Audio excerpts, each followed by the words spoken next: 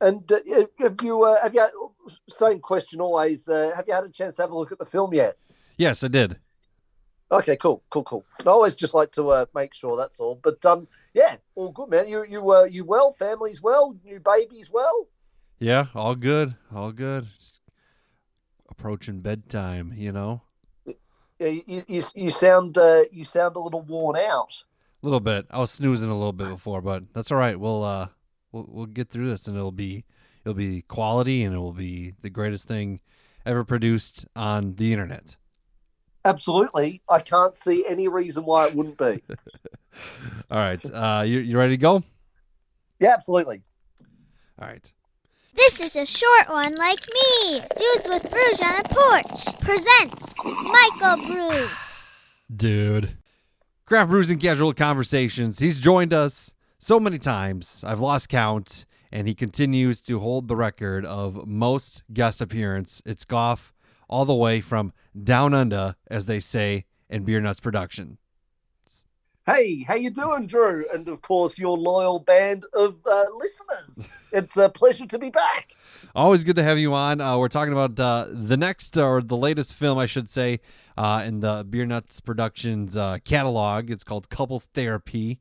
I watched it today. I watched it this morning, Gough, and I guess give us a little bit of a history of how this came about before I start asking some questions. Yeah, absolutely. So yes, couples therapy. Obviously, as the title would suggest, there's Nick and Sophie, and their marriage. Their marriage isn't going so well, so they've decided to do the responsible thing and participate in some marriage counselling. So that's essentially the basic premise. It's a sort of a sketch based comedy piece. So a little bit like how book club was structured, where there's like a setup and sketch, but it is a bit different because there is a bit of a twist at the end. So that's essentially the film in a nutshell.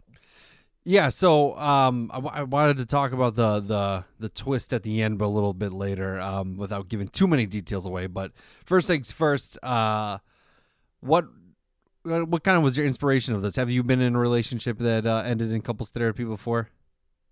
No, I haven't. It's quite simple, actually.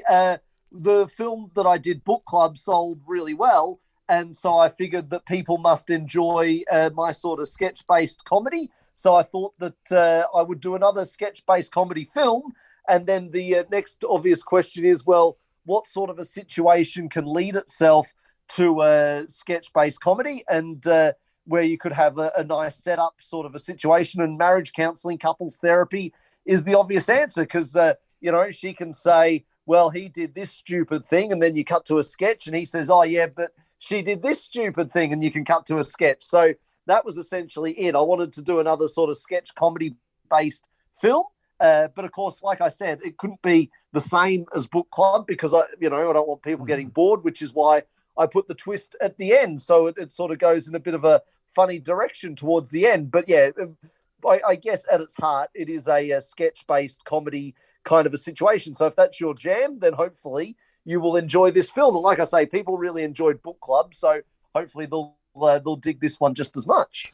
Absolutely. So let's get a little personal, Gough. What do you think makes a good partner? What do you think it takes? And are you a good partner in your love life that you've experienced, or would you say that you're, going for milk at 11 o'clock at night? No, no. I'm the perfect role model. I would have thought. Plus I'm hung like a horse, and I do nothing but listen. So I mean, and I could do the old joke and say I also can breathe through my ears. So you let that germinate. Yes.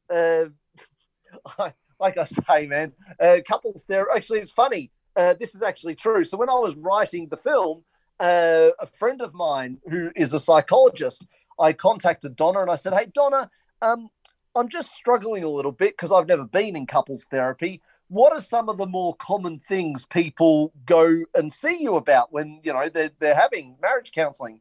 And so she gave me a few. Some of them I had, like parenting and financial stresses and that sort of stuff. But then she was able to give me a few other bits and pieces as well, where that people commonly fight about that I included into the film. So it was a good resource to have a psychologist on hand. Awesome. Well, you've mentioned it a few times already with the kind of twist at the end.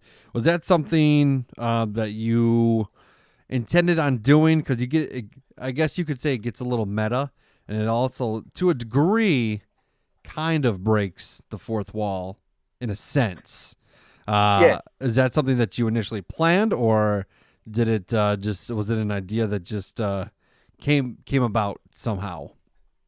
Well, I like the idea, as you say, of breaking the fourth wall, and I also like the idea of having a whingy cast member, because I think that's kind of funny, and just having it suddenly go from being ridiculous into a strange kind of reality, as you say. So I thought that would be a cool way to make it a little bit different, so it's not same, and I thought. And also, I'm not too sure how many people will pick up on this or not, but what happens in the twist is a more straight version of what you've just seen with the sketches. Yeah. So everything that is discussed in the twist is also discussed in the first half of the film, but in a different way. So I tried to also be a little bit clever as well. So hopefully that pays off. Yeah, that was actually a note that I have. I wrote that the fake couple kind of shows issues in a satirical way, but the quote unquote real couple had similar issues, but in a more personal way. Yeah, absolutely. So that's exactly. Well, I'm really happy actually that you picked up on that, Drew. That's really great, because that was kind of my little point underneath. Because I mean, as silly as it may sound, with all of the films that I make at the old Beernuts Productions Fun Factory, I do try and get a little subtle message, whether it be a political message or a social message or something. There is something buried very deep inside all of the films where I've sort of got a little hidden message in there, and that's So that's kind of the one for this one, which you picked up on, which is great. When you wrote that part, did you write it specifically for that actor? Because obviously I did. You have that history with them, and he obviously knows about that history because he was super disappointed in the film. But he's a good guy, Aaron. So when I contacted him, because Aaron Pearl is playing Aaron Pearl, a lot of people might get a bit upset because obviously it's a distorted version of himself. So a lot of people might get upset and not want to participate because he's kind of making fun of himself. But Aaron's a really good guy, and I think I could ask him to do pretty much anything, and he would be down for it. He thought it was a wonderful idea. He thought it was very funny, and so I was really happy that he was keen to do it because as we saw, he's been in 6 Beernuts Productions films, so this is his 7th. So I use him a lot because I really like him as an actor, and he's a really good guy as a person as well. Awesome. Yeah. Have you had that experience, or have you had the conversation similar to what he has with his fictional wife of why not me? Like I've done this and this and this. Oh yeah, no, there was a few lines in there that are taken from reality with conversations I've had with other actors. Absolutely. Some actors are quite uppity human beings. They're not all sunshine and light. Some actors, they can be high maintenance and hard work. Some of them, but for the most part, they're pretty good. But I have had some odd conversations, so it was kind of cathartic and nice to write a scene where I get to very unsubtly tell them how it is. How long did it take you to make this film? I mean, you usually have a pretty solid turnaround, I would say. I mean, we talk pretty frequently, a handful of times every year. How are you able to write and get it going so quickly? Is it just kind of you're just have a method and you stick with it, or Have you had any other challenges along the way with it? But it seems like it goes smoothly all the time. Yeah, well, sleep is for the weak, so that's how that's the number one thing. But no, look, I do. You are quite right. I do have a method and a system. It's more about just organizing yourself. So, for example, I do like my exercise. So when I get up in the morning, I'll train. That'll be the first thing I do. Will be some sort of exercise, and then obviously after I've done that, I'll go and do like normal beer nuts kind of work where I have to interact with other people. And then in the evenings, that's when I'll do any writing and all of that sort of stuff. So I have sort of sections of the day. So, because when I'm writing, I like it to be super quiet and I like it to be non-interrupted. So that's why I always write sort of, 9 p.m. till midnight type of a situation so that I've got a nice quiet time to do that. So I'm not getting interrupted. So, yeah, that's essentially how, and that sort of system and method seems to work. And as you rightly say, I pump them out reasonably, get about 3 films and a few audio downloads and stuff done per year. So that's always the goal. If I can do more, I will, because I love what I do. But it's also what the bank balance says I'm capable of doing. So obviously, the more downloads I get, the more films and more stuff I can make. So that's why I talk to the good people like yourself to promote it, so that people hopefully download it and enjoy it and download more stuff, and I can make more money and I can make more films and entertain people more. So it's like the circle of life, Hakuna Matata. You know what I mean? Absolutely. Have you? Are you able to see like the analytics to where your films are downloaded? Well, no, because PayPal have strict privacy laws. I can get a little bit of an idea with a few, like MailChimp give you a bit of an idea, and a few of the other programs that I use give you a tiny bit of an idea. But obviously, because I use PayPal for my sales, that's the number one place. But they don't give you a lot, which I can understand. I mean, privacy is important, so that's fine. But it's I do get a little bit of a guide, but yeah, it's look, at the end of the day, man, I don't care where the downloads come from. If people want to watch my films, they're welcome to do it, no matter where they are. They could be in Wisconsin or Whistler or Timbuktu. I really don't care, So just get on it and download it and laugh and enjoy yourself, because that's what it's all about.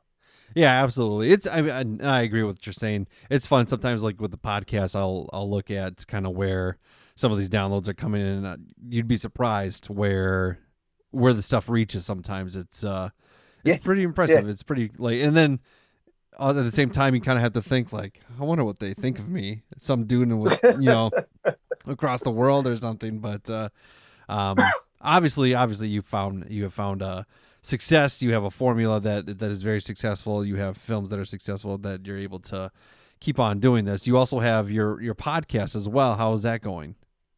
Yeah, good. We're up to, I think I've done 80 episodes now, so I'm slowly catching up. I mean, I'm not close to your many hundreds of episodes, but I'm slowly getting there. But I really do enjoy chatting to the cool range of human beings that I've stumbled across. And like I say, I always try to make sure I get different people, so that, some are well-known, some are not, and some are, there's sport, there's politics, there's music, there's all sorts of different folks. So yeah, it makes it interesting. That's one thing I've never had on my show yet is a politician. I don't know that I would want to. I think I don't know if. Well, it depends who. So I've had 2, and they've both been really cool. So I had the guy who was the leader of the Australian Marijuana Party to get marijuana legalized.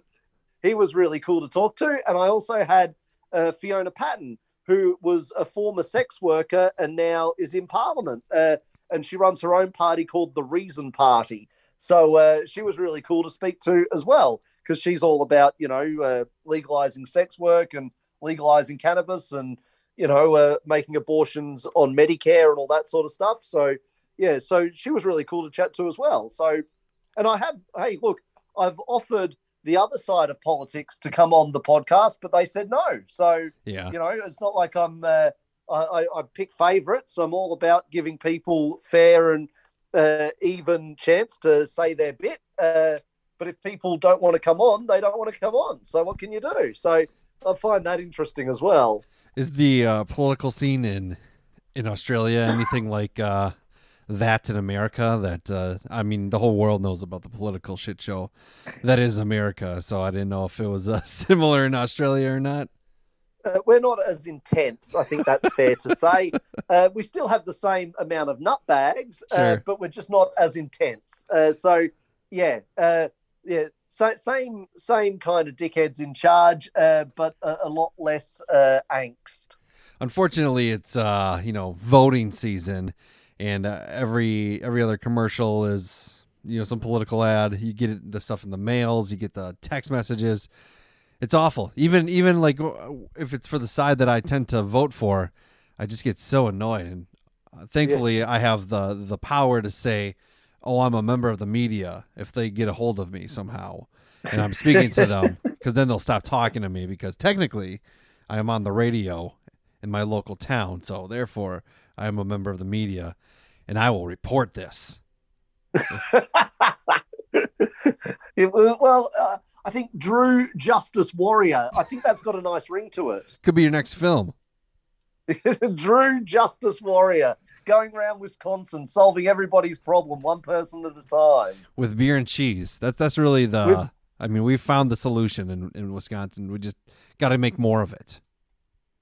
You're like the ultimate Santa Claus: beer and cheese, not cookies and milk, beer and cheese. Yeah. So you do, like, obviously today is Halloween. This episode's coming out a little after Halloween, but is that something that you celebrate in Australia a lot? I don't know. We might have talked about this before. Not me personally, but it's getting bigger and bigger and bigger. So, whereas like 10 years ago, there'd be very few trick-or-treaters, now you get quite a few. And whereas 10 years ago, very few people would dress up, now lots of people are. And 10 years ago, there'd be very few parties.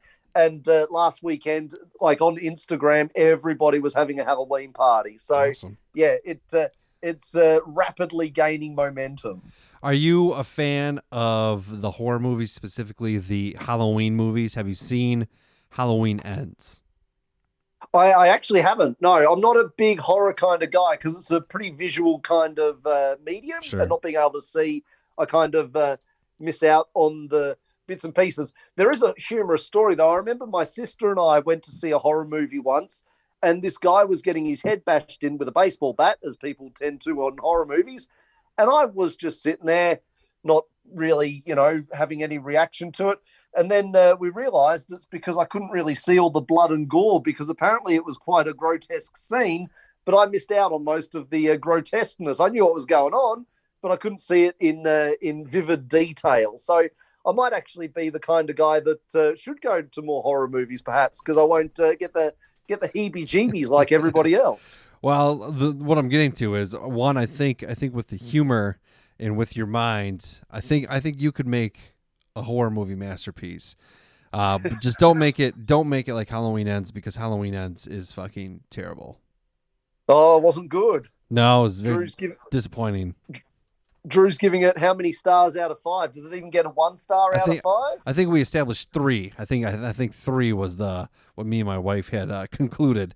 It was horrible. Okay. It wasn't good. But I think with horror, or with comedy, like comedy and horror really kind of go hand in hand if you really think about it, because I agree. I like the Zombieland films. Those 2 films are really funny. They're really good, and they don't take themselves too seriously. And the blood and the gore in those films are quite funny in the way that it's done. So I think that's a good example of where comedy and sort of horror can kind of meet and have a fun time. I mean, you've been kind of close to dabbling in that a little bit with the kidnapping a film that you did. So when do we finally get to see Gough murder somebody? Well, you just sit tight, because it may be on its way. You just never know. You just don't know what's coming next. Awesome. I look forward to that. Do you have anything in the works, or are you kind of celebrating the release of Couples Therapy right now? Well, yeah. So usually when I chat to you, the film's usually been out like 3 or 4 weeks, but it literally got released 2 2 or 3 days ago. So yeah, it got released on the Saturday. So you're right. You're my very first interview, actually. So look at you. But so no, it's just all been about couples therapy and promoting that and all that sort of good stuff. So I haven't had a chance to sort of look at what might come next. I've got to wait to see, firstly, how the downloads go. So hopefully I get lots of downloads, and then we'll have a bit of a look and see what may be coming up next. But just you might also be impressed with my production assistant, Pete. He did suggest, because he's a big sci-fi fan, that's his genre. He loves his sci-fi. And he reckons I should do a comedy sci-fi film. And I said, I don't know, Pete. I don't know that I'd have the budget to do a big sci-fi blockbuster kind of film. And he reckons all I need to do is get a hot chick and a couple of laser guns, and I've got myself a winning movie. So that's you might see something along those lines. You just never know. I mean, I'm pretty sure I've seen some type of films with a hot chick and a couple of laser beams, and it's led to all sorts of kind of adventures. So I think he's onto something. He might be a genius. He just doesn't know it. Absolutely. I think you could do some pretty cool stuff. Obviously, you've been able to think of different ideas and different concepts for quite some time now. So the creative juices are always flowing. Do you ever worry that one day you're going to sit down and be like, "Uh-oh, I've done it all"?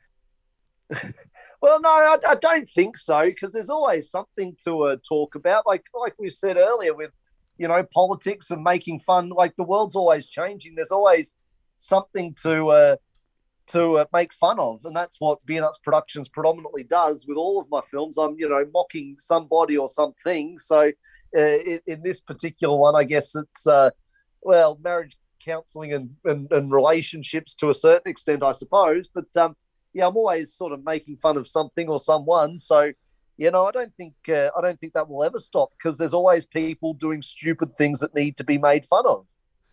Absolutely. So good. The well will never run dry, and it will always be full of beer nuts. You're stuck with me for quite some time, Drew. Good. Well, this is Dudes with Brews on a Porch, so we like to talk about beer every once in a while. Are you drinking anything lately? Have you tried anything new, or are you kind of sticking with the same formula? Well, there's a few local beer, like craft beer breweries that have opened up. It's becoming really big business on the Gold Coast where I live now. And so Burleigh Big Head Burleigh is the name of a suburb, and obviously they've gone with Big Head for the name of their type of beer. So I had a pint of that just yesterday, and it wasn't bad at all. So Burleigh Big Head was quite nice. And but yeah, there's a lot of craft breweries now popping up everywhere, and they're doing quite well. They're being very successful. And the thing that I like, and you'll be able to tell me if Wisconsin does a similar thing with their breweries, is I like that they're bringing in like live music in the afternoons and stuff like that. And there's a few of them that don't have food licenses to do food, so they get food trucks to come in and sort of park out the front, so you can go out and get a hot dog or a burger or whatever, and then go back in with your food and drink your beer and listen to some live music and all that sort of stuff, which I think is a really cool way to do it. Yeah, that's actually pretty popular in Wisconsin too. There are plenty of breweries that do make their own food. They're kind of more of a restaurant that brews beer, but there's a lot of like breweries that obviously are making all their beers, and then yes, they bring in a lot of them do like comedy nights, a lot of them do live music, and then yeah, they work with food trucks and they kind of have the same formula. Interestingly, in the state of Minnesota, so that's the state neighboring Wisconsin, it is actually illegal for breweries to serve their own food, have their own kitchens that serve food. Wow. Which is weird. It is Minnesota has some weird beer laws, and it's all kind of stemmed around one particular brewery as like the sole reason of it. It's like it's a hot topic issue, I guess. But yeah, so they kind of do the same thing too, where they bring in a lot of food trucks. They work with different community organizations and stuff to feed the people as they drink, because obviously it goes hand in hand. Because if you can't have like 5 beers and then not be hungry. You know what I mean? So Yeah. that's similar, in Wisconsin too, especially the breweries that are just like they're beer enthusiasts, they're beer purists, and they're it's a small scale operation where they just can't handle having a kitchen and all that too. So they bring in the food trucks. We see the same thing.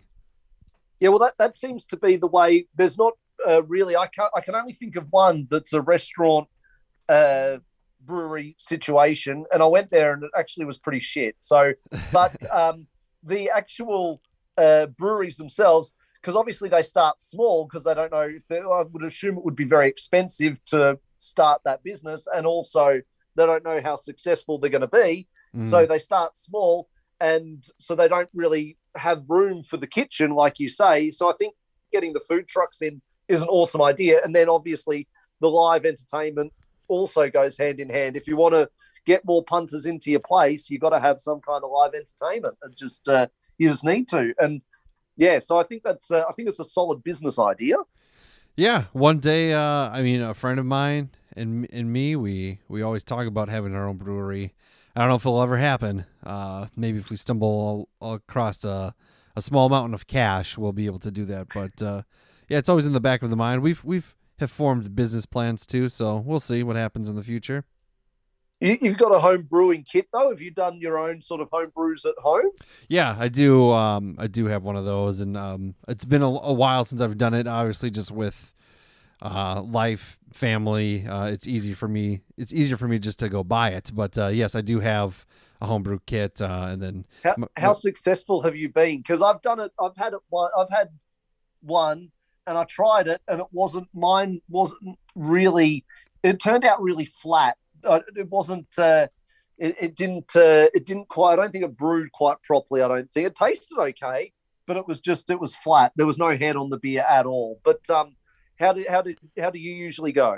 Mine, I've never really had like too much of a bad batch because I kind of use, I just get like ready to go kits, so it's like all the stuff that I need, and I just follow the directions and then I brew it. I make it, okay. And but my friend, he's like all about. He's able to go to the store, get his own grains, get his own things, and he's like.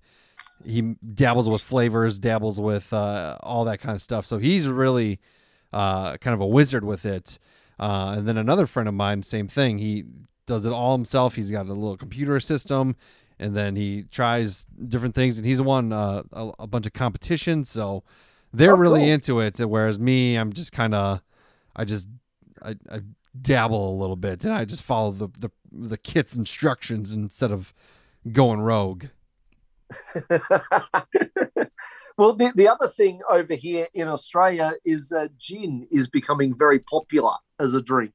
Okay, I would say whiskey. I've always associated gin as being like an old lady's drink, but apparently it's quite fashionable. I've been told nowadays. Yeah, we have this drink in Wisconsin, and you wouldn't put gin in it, but you would put whiskey or bourbon, which I guess bourbon is whiskey. I don't really know much about that, but it's called the Old Fashioned. So it's nice. if you're ever in Australia, if you can get an Old Fashioned, I would try it. But most people will probably be like, "What the fuck is that?" Because it's primarily a Wisconsin drink, but those are huge, obviously here. I don't know, like gin and juice, Snoop Dogg like that, right? Yeah, well, that's very true. But yeah, no. Here they go with a whole bunch of mixes, but yeah, it's mainly types of juice like grapefruit juice or orange juice or stuff like that. But it's not really my go-to. It has to be said, but it is gaining a lot of popularity, gin. So yeah, because on my podcast I interviewed a guy from a gin distillery. Who actually his their office was next door to my office for a short time. And so I got him in for a podcast interview, and he talked about how they distill the gin and how they make the gin and all that sort of stuff. And it was quite interesting, actually, because it's a fruit-based beverage is gin, which I was unaware of. So whereas obviously beer and your whiskey is wheat, I believe, but gin is fruit-based. Interesting. Yeah, I guess I didn't know that. I'll have to maybe find a good gin recipe and try it and see if I like it. But I I don't know that I'm a real bitch when it comes to the hard liquor, to be honest. You like to stick with your beers. You know your lane, and you like to stick in it. That's right.